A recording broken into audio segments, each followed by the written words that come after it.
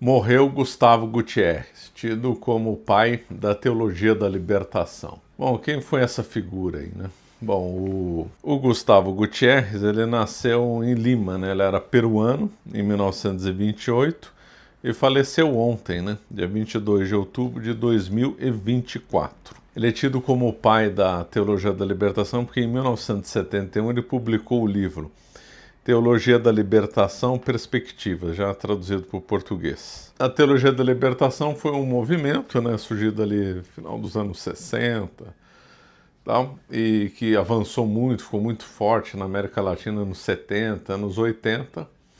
Foi condenado pela igreja, né? O Leonardo Boff, que é um dos grandes expoentes da teologia da libertação, foi condenado. Inclusive, a condenação foi feita lá no tempo. Quem presidia a Congregação para a Doutrina da Fé era o então cardeal Ratzinger. Vale muito a pena ler, né, o texto da condenação, né? Então, a teologia da libertação é uma heresia que, infelizmente, avançou no seio da igreja.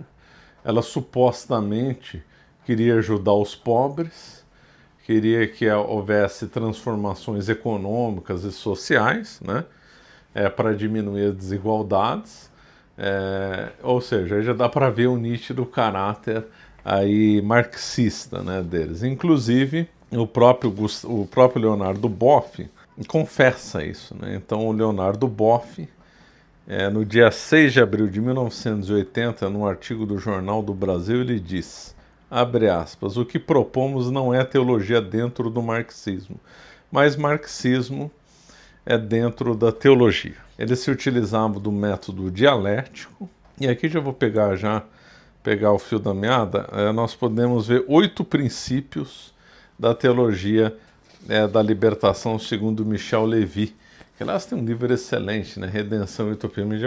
Levy é bem comunista, né? Mas não é por isso que o livro dele é ruim. O livro Redenção e Utopia é excelente. Bom, aí é outra história. Bom, ele põe 8 pontos da teologia da libertação. O implacável requisitório moral e social contra o capitalismo. Ponto 2. A utilização de instrumental marxista para compreender as causas da pobreza. 3. Uma opção preferencial em favor dos pobres. 4. O desenvolvimento de comunidades cristãs de base entre os pobres como uma nova forma de igreja e como alternativa de vida.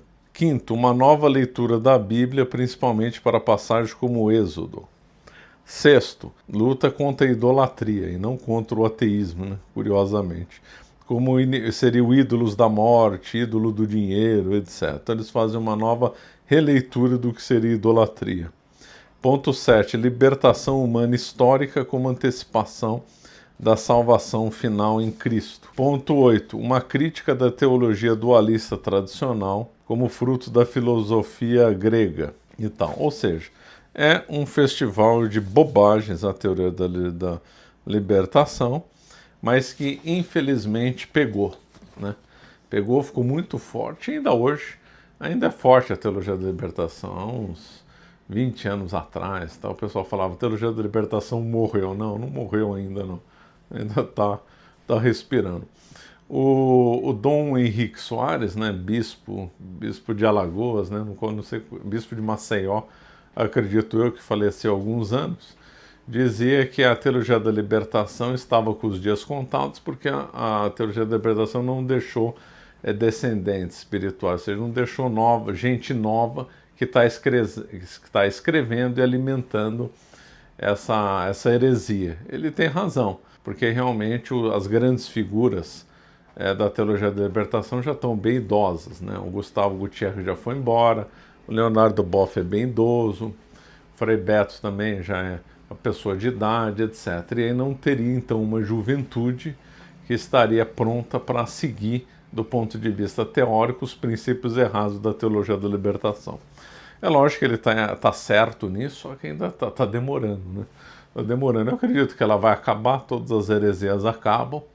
Um dia ela vai se encerrar, não vai morrer, mas está demorando, né?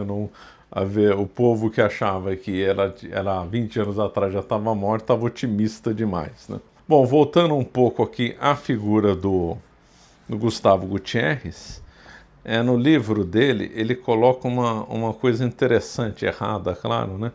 Que ele analisa, então, a teologia, a visão dele, em 3 tempos, né? Toda vez que aparece o negócio de 3 tempos, tem inspiração em Joaquim de Fiore, não adianta. Joaquim de Fiore é um monge calabrese que morreu em 1202 e desenvolveu lá aquela visão trina da história, primeira época do Pai, depois a época do Filho, depois ia vir, né, uma época do Espírito Santo, uma visão escatológica, ou seja, uma visão de fim de mundo, uma visão gnóstica influenciada por visões judaicas e cabalistas que haviam lá no sul da Itália.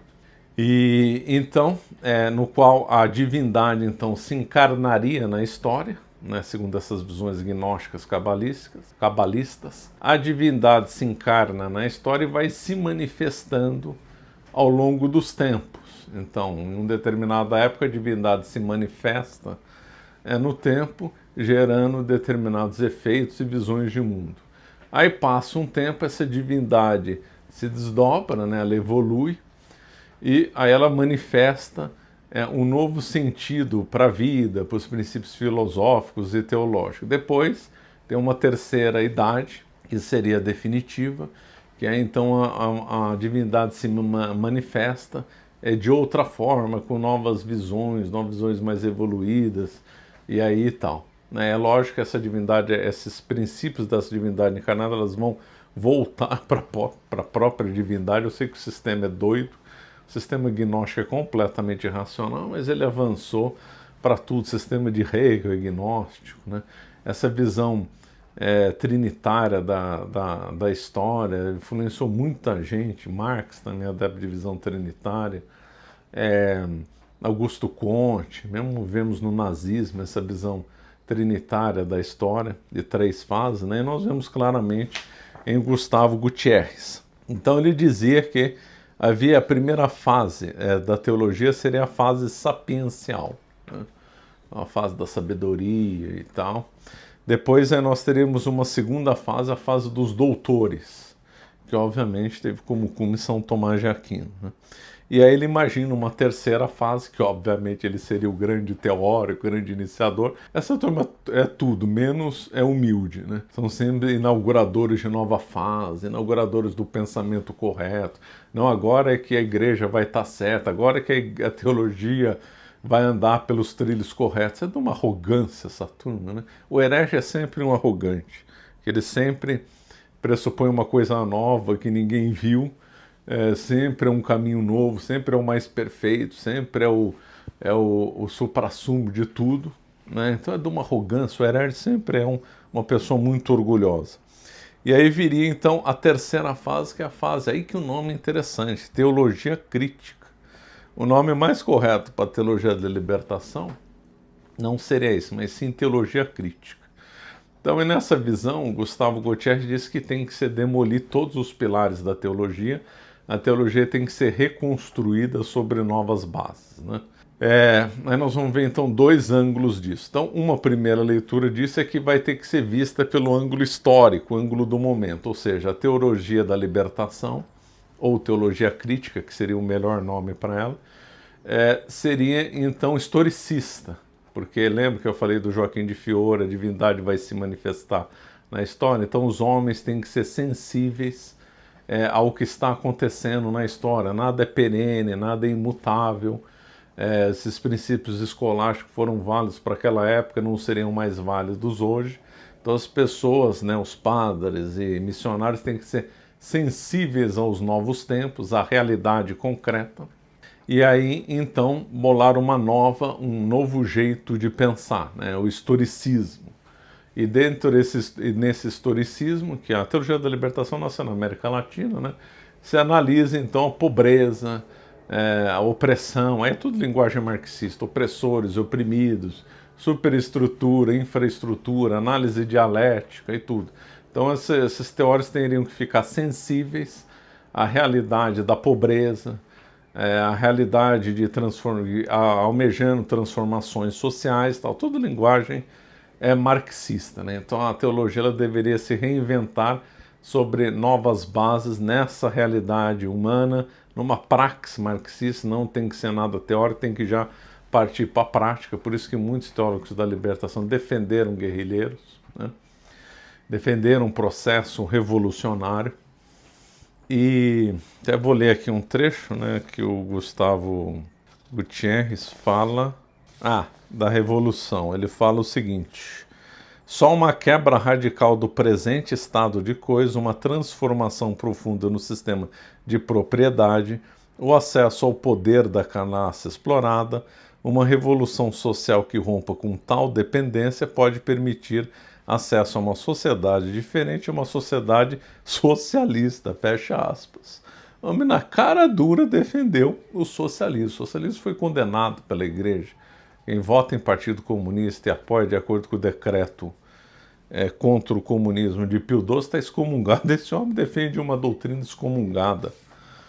Na cara de pau, ele fala isso defendendo uma revolução socialista, assim, na cara de pau, né?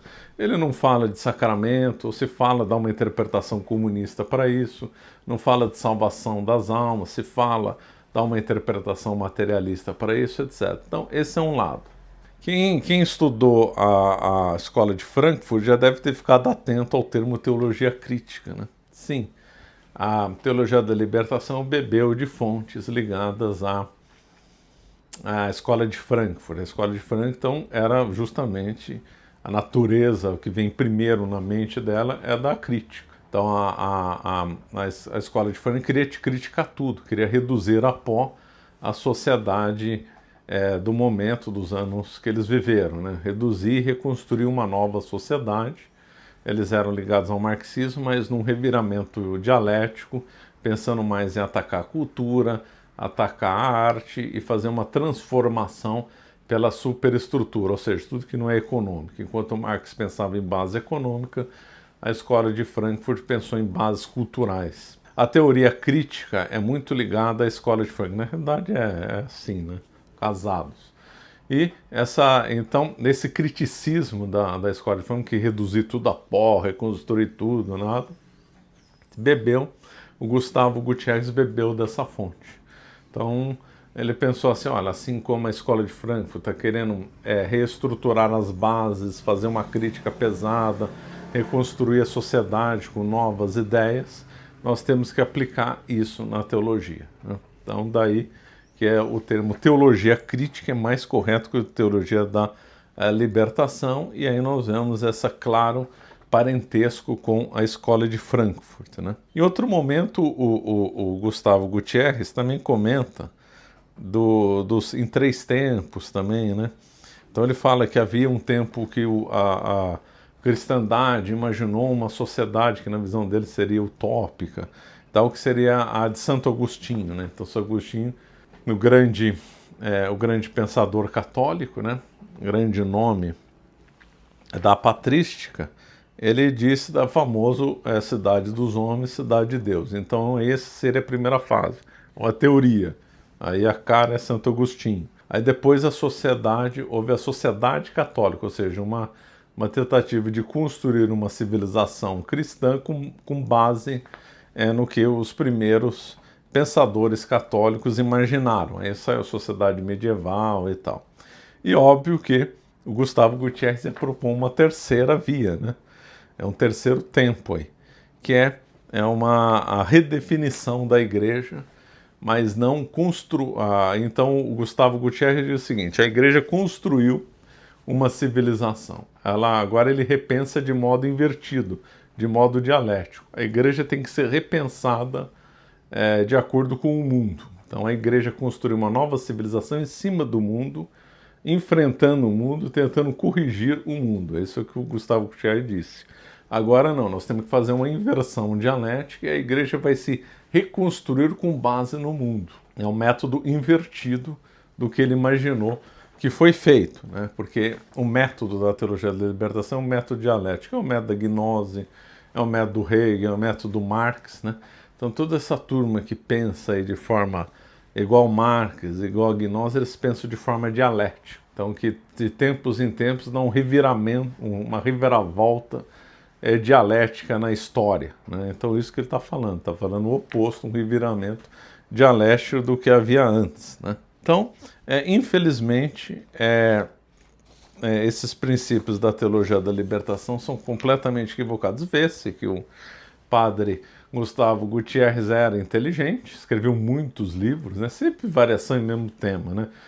Salvação do pobre, opção pelo pobre, teologia do oprimido e tal. Sempre variação em mesmo tema, mas você vê que ele é uma pessoa inteligente. Infelizmente, acabou usando a inteligência para heresia, né? Uma tristeza.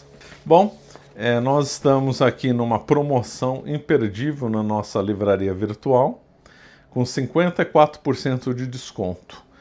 E nós indicamos aí 2 livros para quem quer conhecer sobre a teologia da libertação. Um é A Crise da Igreja Católica e a Teologia da Libertação, do Clodovis Boff. Clodovis Boff é irmão do Leonardo Boff, ele era ligado à teologia da libertação, depois ele virou um crítico. Então esse livro é fundamental para entender a teologia da libertação, porque é feito por alguém que era de dentro e agora está criticando, né? Então, um livro muito bom, não perca, e está com um desconto excelente. O outro livro na realidade, um combo, né? Que aí o outro livro, são 2 livros que formam o combo. Um é esse do Clodovis Boff e o outro é Teologia da Libertação na América Latina, de James Shaw. Então, esses 2 livros são importantes e esses 2 livros estão com um desconto imperdível na minha livraria aí virtual. Então, não perca essa oportunidade, né? E também um outro aviso, os livros da Revolução Francesa já estão prontos, agora é só uma questão de logística, né? E de entrega. E nós estimamos que a partir do dia 9 de novembro nós vamos fazer partir para a venda, né? De quem não adquiriu vai poder adquirir os livros a partir do dia 9 de novembro, e vamos fazer um evento presencial em São Paulo, né? Nós alugamos aí um espaço, nele eu vou falar algumas coisas sobre Revolução Francesa, e lá vai ter a venda dos livros. Então vai ser um evento presencial que vai ser bem interessante. Bom, nós vamos ficando por aqui. Obrigado.